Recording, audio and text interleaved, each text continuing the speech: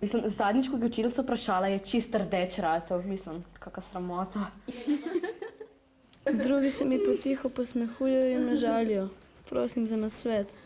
Jaz vidim večjo priložnost v pomoči vrstnikov. Oni se lahko postavijo v vlogo branilca te žrtve, ji pomagajo oziroma preprečujejo nasilje nad njo. Lahko pa, če so tiho, so pa tihi podporniki in to ni dobro.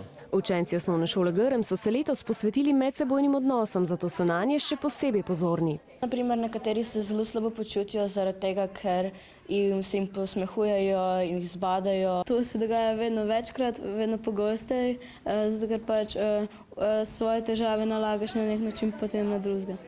Mladi, ki se znajdejo v takšnih situacijah, dobijo še večjo tremo pred govornim nastopom, izogibajo se vrstnikom, težko komu zaupajo.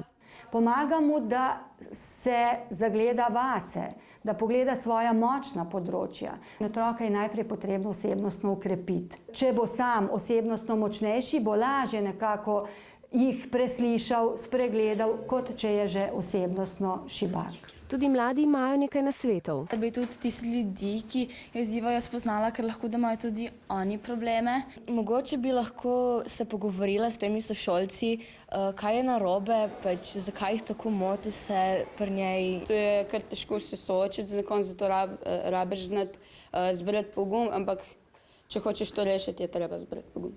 Predvsem je pomembno, da imamo ob sebi ljudi, ki nas sprejemajo in nam pomagajo k boljši samopodobi.